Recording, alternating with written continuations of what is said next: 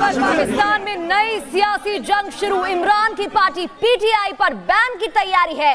पाकिस्तान के मंत्री अता तरार ने कहा कि इमरान खान की पार्टी पाकिस्तान के लिए खतरा है। बैन की तैयारी, ऐसे में इमरान की पार्टी पीटीआई पर प्रतिबंध लगाना चाहिए।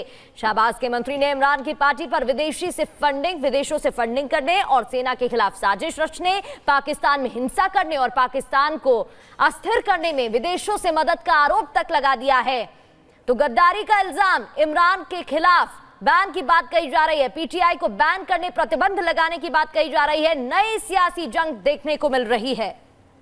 तो इमरान की पार्टी पीटीआई पर बैन की तैयारी की जा रही है। आपको बता दें कि मुश्किलें कम होने का नाम नहीं हो रही है। पहले इमरान खान को जेल जाना पड़ता है और उसके बाद अब पाकिस्तान के मंत्री तरार का बयान भी सामने आ गया है कि किस तरीके से यहाँ पर जो मुश्किलें हैं वो बढ़ती जा रही हैं।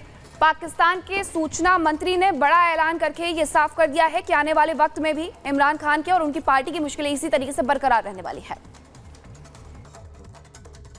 Take a look at what happened.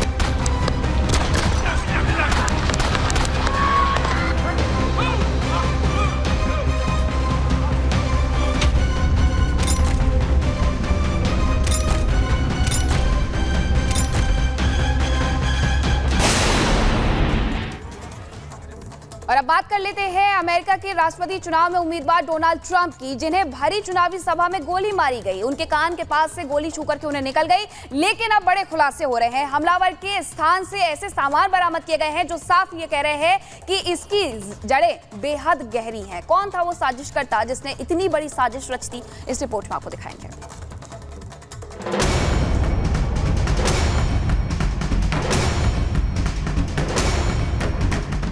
क्या डोनाल्ड ट्रंप को बम से उड़ाने की थी साजिश? हमलावर के ठिकाने से क्यों मिला बम बनाने का सामान? रिपब्लिकन समर्थक के हमला करने का क्या है राज? क्या ट्रंप पर हमले की भविष्यवाणी सच साबित हो गई? अमेरिका के पूर्व राष्ट्रपति डोनाल्ड ट्रंप पर हुए हमले पर कई सनसनीखेज खुलासे हो रहे हैं। अमेरिकी सुरक्षा एजेंसियों की तफ्तीश में ऐसे तथ्य सामने आए हैं जिससे अधिकारियों के होश उड़ गए हैं। दावा किया जा रहा है कि ट्रंप पर खत्म करने की लंबी प्लानिंग की गई थी। सबसे पहले आपको इस पूरी घटना के बारे में बताते हैं। अमेरिका में राष्ट्रपति पद के उम्मीदवार और पूर्व राष्ट्रपति डोनाल्ड ट्रंप पर चुनाव प्रचार के दौरान जानलेवा हमला किया गया था। ट्रंप के ऊपर एक हमलावर ने गोलियां चलाई थी जो उनके कान को रगड़ते हुए निकल गई। हालांकि ट्रंप इस हमले में बाल बाल बच गए, लेकिन इस हमले ने अमेरिकी एजेंसियों के होश उड़ा दिए हैं। संदिग्ध हमलावर को मौके पर ही मार गिराया गया। अब इस मामले की परत दर परत जांच हो रही है जिससे इस हमले की सारी साजिश का पर्दाफाश किया जा सके।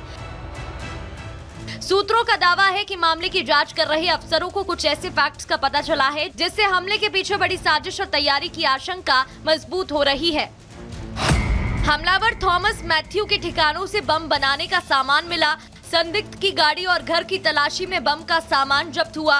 अफसर जांच कर रहे हैं कि क्या पहले हमला नाकाम होने पर दूसरे हमले की प्लानिंग थी, क्या ट्रंप पर बमों से भी हमले की साजिश थी, क्या हमलावर ने कहीं से बम बनाने की भी ट्रेनिंग ली थी, स्पाइनर जैसी फायरिंग का गुण उसने कहां से सीखा था।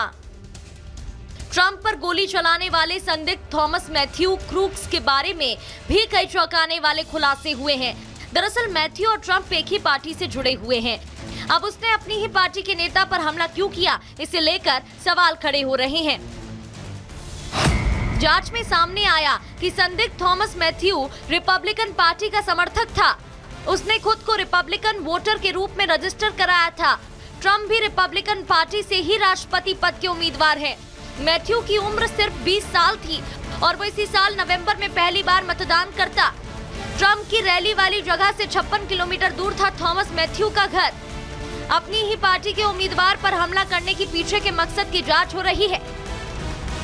वहीं मैथ्यू के पिता ने इस मामले पर कुछ भी कहने से इनकार कर दिया है। अमेरिकी एजेंसियां मैथ्यू के दोस्तों करीबियों पर बातचीत कर हमले की वजह जानने की कोशिश कर रही हैं। दूसरी तरफ ट्रंप पर हमले से हैरान अमेरिका की सोशल मीडिया प्लेटफॉर्म पर नई चर्चा चल रही है। हमले के तुरंत बाद एक वीडियो सोशल मीडिया पर वायरल हो रहा है जिसमें तथाकथित रूप से 3 महीने पहले ही ट्रंप पर हमले की भविष्यवाणी की गई थी। ट्रंप पर हमले की भविष्यवाणी करने वाले पादरी का नाम ब्रेंडन ब्रिग्स है, जिनका एक वीडियो मार्च 2024 में YouTube पर अपलोड किया गया था। वीडियो में ब्रिग्स कहते हैं कि मैंने ट्रंप पर जानलेवा हमला देखा है। हमले में ट्रंप बच गए हैं और उन्होंने अगला राष्ट्रपति का चुनाव भी जीत लिया है। And then I saw an attempt on his life. This bullet flew by his ear and it came so close to his head that it busted his eardrum. And I saw he fell to his knees during this time frame and he started worshiping the Lord. He got radically born again during this time frame. फिलहाल Trump पर हुए हमले से America के लोग सदमे में हैं। नवंबर में होने वाले राष्ट्रपति चुनावों से पहले ही वहां सियासी भूचाल आ गया है। हमले को लेकर अमेरिकी एजेंसियों की जांच जारी है। अमेरिकी जनता इस मामले का पर्दाफाश होने का इंतजार कर रही है। Bureau report, Republic Bharat. तो इस पूरे मामले में FBI की टीम जांच कर रही है, लेकिन अब तक क्या कुछ खुलासे हुए हैं बताते हैं आपको एक एक कर। तो देखिए, शूटर का परिवार सहयोग कर रहा है। शूटर कौन? मैथ्यू, जिसका नाम बताया जा रहा है थॉमस मैथ्यू। उसके परिवार से बातचीत हो रही है। जिस AR-15 स्टाइल राइफल से हमला हुआ था उसको लेकर भी छानबीन जारी है। इसके अलावा राइफल को पिता ने वैध तरीके से खरीदा था, ये भी खबर मिली। और शूटर ने अकेले हमले को अंजाम दिया, क्या इसमें कोई और भी शामिल था? इसको लेकर भी किसी और के शामिल होने की जांच फिलहाल हो रही है। तो अभी FBI की टीम लगातार जांच कर रही है, किसी और के शामिल होने की जांच भी इसमें की जा रही है। लेकिन जिस AR-15 राइफल से हमला किया गया था, फायरिंग हुई थी, उसके बारे में आपको ज्यादा जानकारी मीनाक्षी देंगी। थॉमस मैथ्यू क्रूक वो लड़का है 20 साल का जो रिपब्लिकन पार्टी से ही अपने होने का दावा करता है। आखिरकार उसी पार्टी के उम्मीदवार पर वो हमला क्यों करता है और इसी के साथ AR-15 जिससे उसने हमला किया था उसकी खासियत क्या है, आपको ये बताते हैं। जो डिजाइन है वो 1975 का है और जो इसकी लंबाई है वो 986 mm है, जिससे निशाना बनाया गया था। 1, 2, 3 नहीं बल्कि 6 राउंड फायरिंग की गई थी, वो भी सिर्फ मात्र 9 सेकेंड में। फायरिंग रेंज इसकी 550 mm है और वजन इसका 3.4 किलोग्राम है।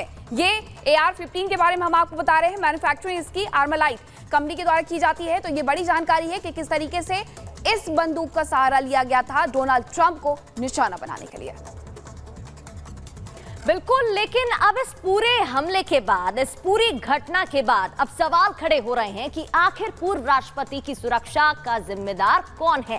तो देखिए, अमेरिका के पूर्व राष्ट्रपति की सुरक्षा सीक्रेट सर्विस, FBI और स्थानीय पुलिस, जिम्मेदारी इनकी रहती है। इसके अलावा 24 घंटे 75 से ज्यादा अधिकारी तैनात रहते हैं हमेशा उनकी सुरक्षा को लेकर। इसके अलावा तीसरी जानकारी आपको दे देते हैं, आवाजाही के लिए स्पेशल फोर्स भी तैनात रहती है। अगर वो कहीं जाते हैं तो जिम्मेदारी रहती है ये सारी टीम, ये सभी टीम वहीं पर होती हैं। और इवेंट में चारों तरफ बैरिकेडिंग भी की जाती है। अगर इन सभी चीजों का ध्यान रखा जा रहा था तो उसके बावजूद ये हमला कैसे हो जाता है? अगर बैरिकेडिंग की गई थी, अगर FBI वहां पर थी, अगर पुलिस वहां पर थी, अगर अधिकारी तैनात थे, तो उसके बाद भी ये कैसे हो जाता है? ये बड़ा सवाल यहां पर खड़ा हो रहा है। तो इवेंट शुरू होने से पहले जगह का मुआयना किया जाता है, वहां पर जाकर लगातार मुआयना होता है, देखा जाता है आसपास कोई गड़बड़ तो नहीं है, पहले से वहां पर मॉनिटरिंग की जाती है। और उसके बावजूद ये बड़ा हमला हुआ है, जिसके बाद अब कई सवाल खड़े हो रहे हैं कि आखिर ऐसा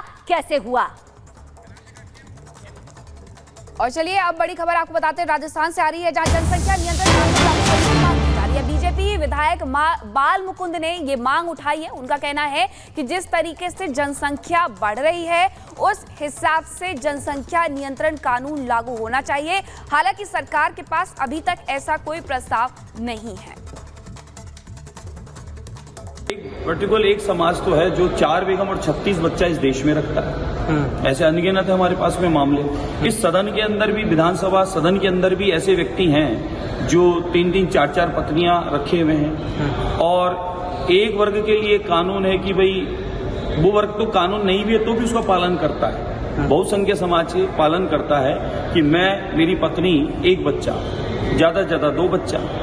और एक वर्ग विशेष इस काम में लगा है, इसी एक अभियान में लगा है कि 4 बेगम और 36 बच्चा हो। तो ये तो गलत है, सबके लिए समान कानून होना चाहिए।